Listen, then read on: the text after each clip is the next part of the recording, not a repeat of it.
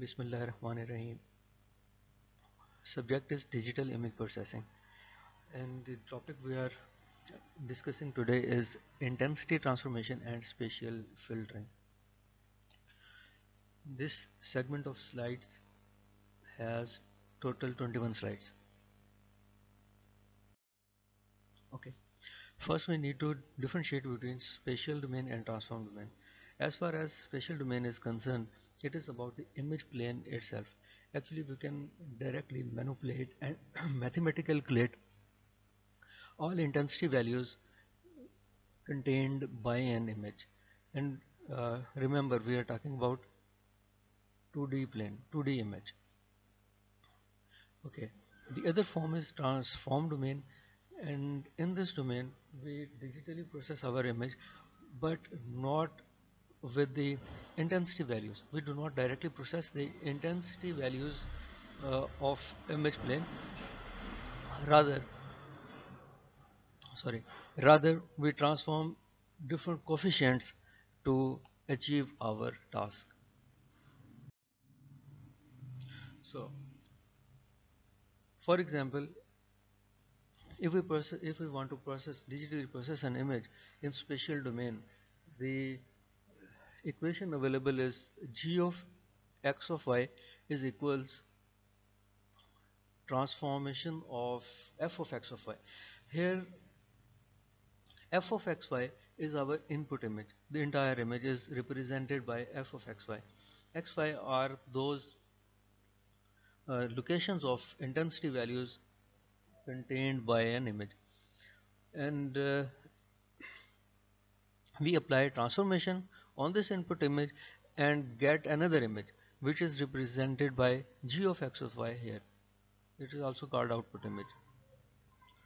T transformation is an operator which is applied on f, and it is applied in such a way that it is defined over neighborhood point of x of y. Xy is some random point, and we apply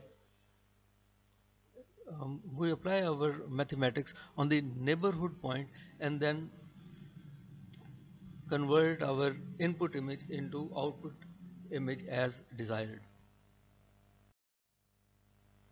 So here is an example of spatial domain process. For example, we have here 3 cross 3 neighborhood. 3 cross 3 neighborhood means total these locations total of this location is 9, and in the center is our actual point. So here let me choose some marker.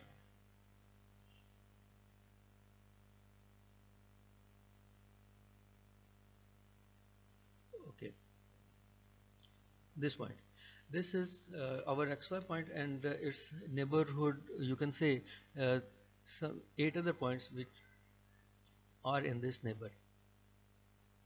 So actually what we do, we slide our window, our neighbor window, like this. Usually we start from origin and we move in rows like this, and then another row, and then another row, and similarly in the last we reach this point. So in this way we transfer our whole image and apply neighborhood operations on each and every pixel of the image, and so we generate an output image. Is the lowest value 0 is the lowest value in uh,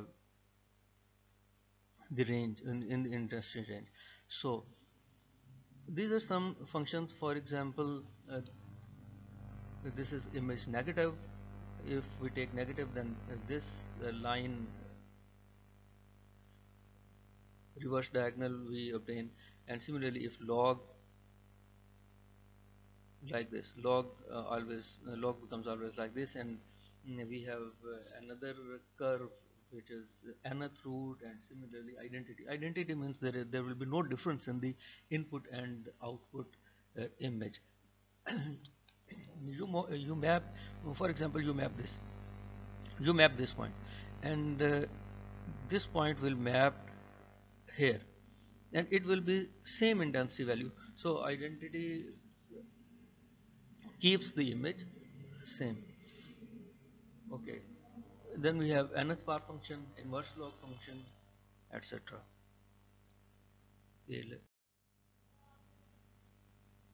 See, you, as far as image negative is concerned, we have equation S is equal to L minus R minus R.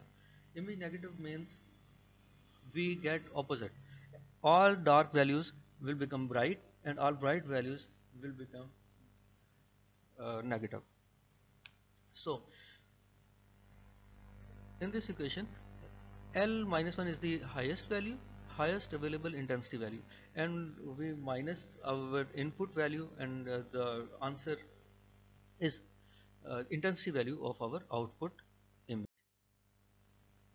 So another example of image negative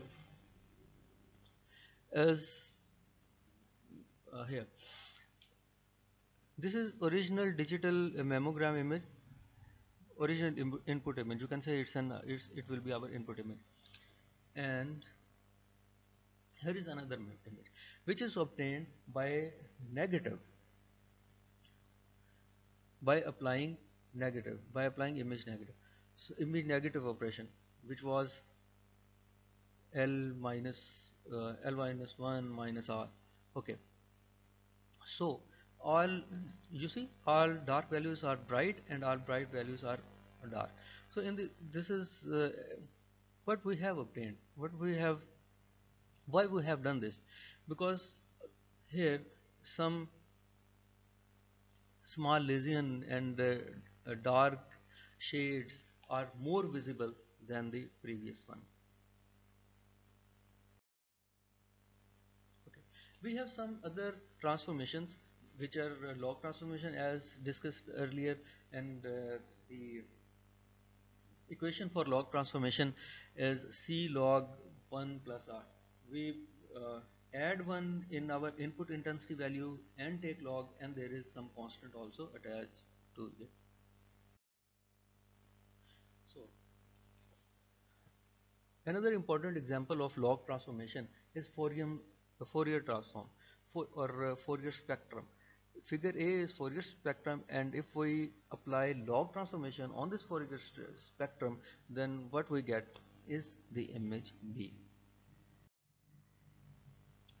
So another important and very important useful transformation is power law transformation, which is also called gamma transformation, and the equation for this is S equals C R power gamma. C is constant, R is our input intensity value, and gamma is coefficient. Okay. See, if gamma is 0.4, then we get this curve, and if gamma is 1.0, the other curve, 2.0, this curve. Similarly, if gamma is 1, then we get same identity function. Okay, and increase gamma more, 1.5, 2.5, 5, 10, and if gamma is 25, then we achieve this curve. Okay, these all curves are scaled down to fit in the range to show. So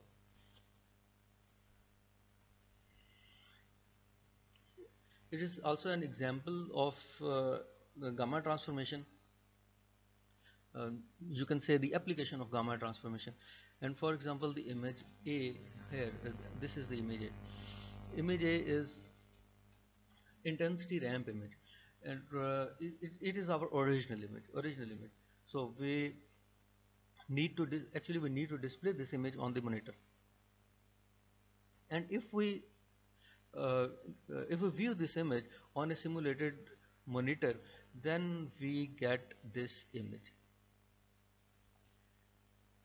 So you see, actually our original image is not viewed as it was, as it is. So because because of the monitor on which we have viewed this image has some gamma 2.5, has some gamma which is calculated and which is known, and it is 2.5. So to display this image correctly, we first correct our image, gamma correct image. So we actually correct means we correct it according to the situation of our displaying thing, the monitor. So when we correct this image and then display it on the same monitor, then it is views as this. So you can see the correct if you can see that the corrected image when viewed on the same monitor is more better than before. So actually uh, the cathode ray tube devices have intensity to voltage response, and which is the power function, and it vary from 1.8 to 2.5. So if your monitor is uses cathode ray tube, and its exponent function is uh, 2.5, so we can apply this function. This function here c is equal to 1, and our gamma is 1 by 2.5. It was 2.5 and we corrected it with 1 by 2.5. So we, after applying this function on the original image, we get this image. And when we display it on the same monitor, it is much better than this one. So let's move forward. Okay, another example of gamma transformation is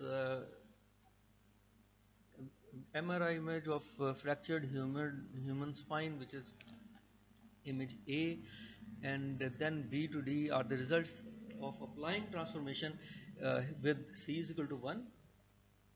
The constant is always 1, but the gamma, we change gamma to 0.6 here, we change gamma to 0.4 here, and we change our gamma to 0.3 here. So you can see the difference of the same image after applying gamma on MRI image of fractured spine of an human.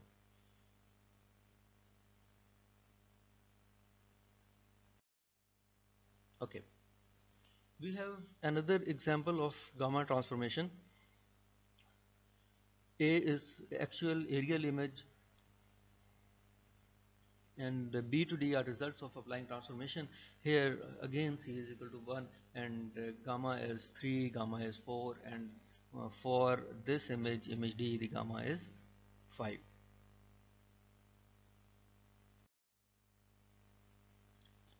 So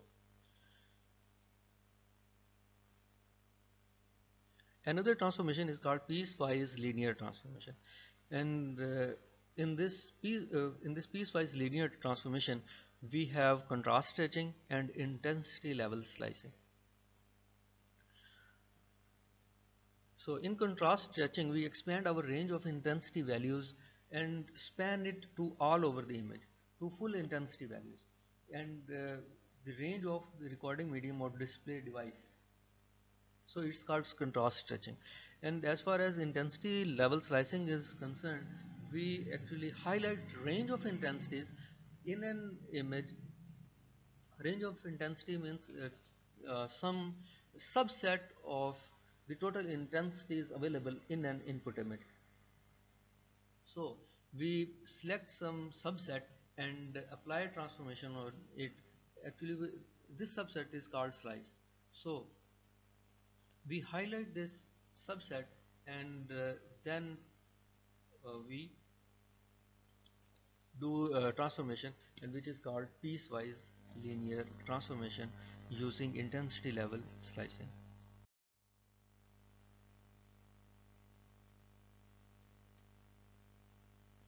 Here is example of contrast stretching. Contrast stretching graph is shown here, and 0 to alpha minus 1, this is our input intensity level, and the output will be represented by S. So this is the function from point R1S1, R1S1 to R2S2. This is our function or transformation which will be applied on R. But we are not applying our transformation, and this function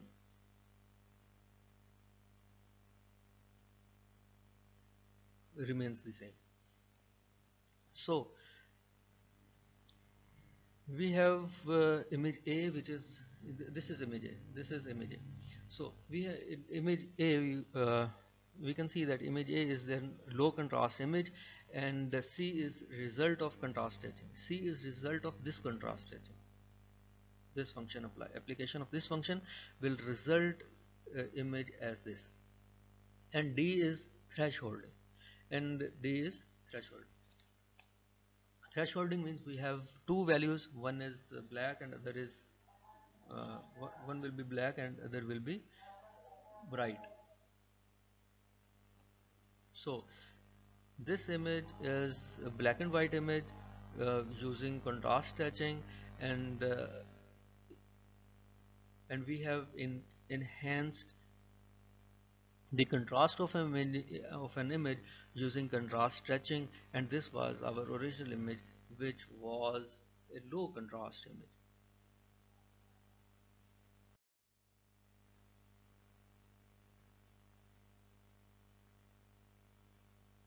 So here AB. In this transformation, highlight intensity range AB, intensity range A to B, intensity range, input intensity range. A is our input start of intensity range, and B is the maximum maximum of intensity range which is taking part in the transformation.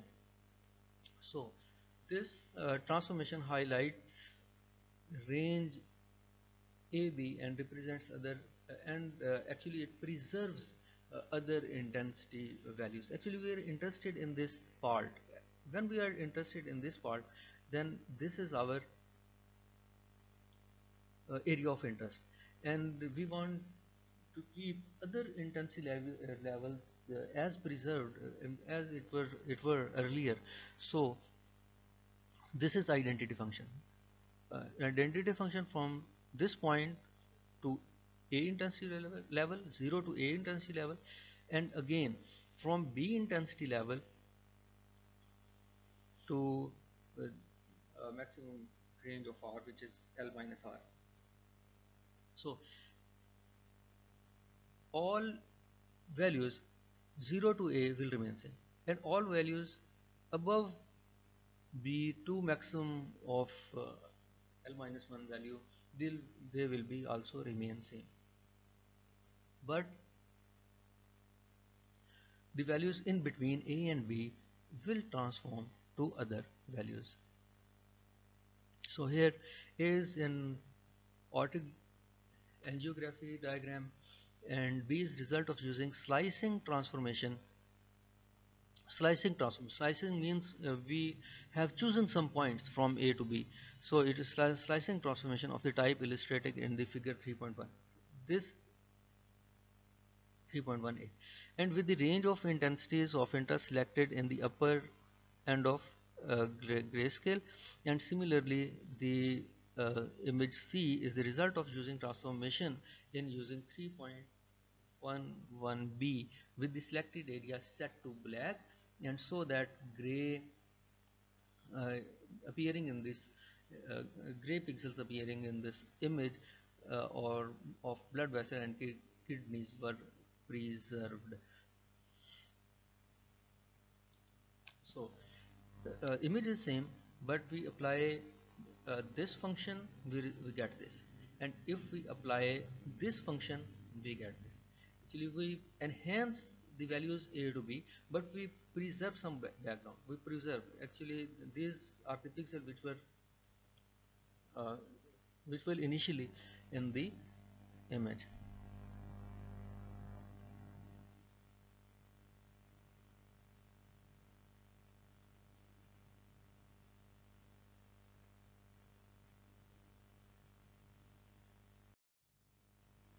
Okay. Another thing we need to discuss today is bit plane slicing. So we have 8-bit image, so we have bit plane, and this is bit plane which representing an 8-bit image. So 8-bit image, we have a total of 8 bits, and the least significant bit plane is the lowest one, and the upper one is shown the most significant bit plane.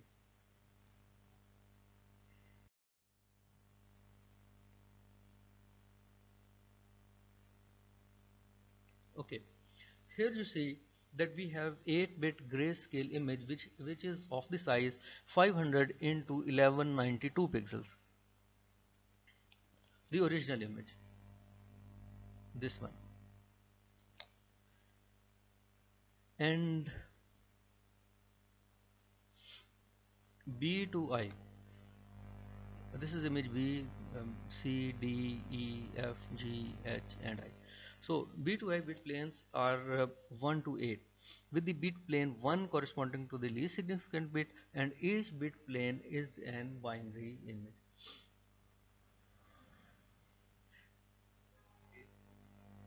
If you choose all the bits on the bit plane least significant, then you get this image, and if you choose all the values on the most significant image, this most significant uh, plane, then you get this image. So these are all in between values. So every value can be used, and this technique actually a uh, lossy technique in which we cannot recover if we compress our image using this technique. So we are actually losing the information and we cannot get it back. But uh, but we compress our image. So this is bit slicing technique for compressing the images. So in continuation of bit plane slicing, we have these three more images, and these all three images were reconstructed by using different planes. Like the original image was composed of plane number 1 to plane number 8.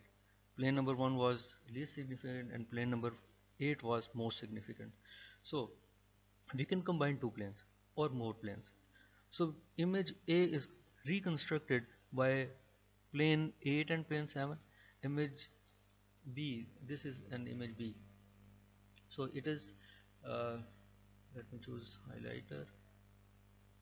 Okay, this image B is reconstructed by bit planes 8, 7 and 6, and similarly the image C has been reconstructed using plane 8, 7, 6 and 5, and you can compare the results of the images of these three images. So that's all for today. Thank you for listening.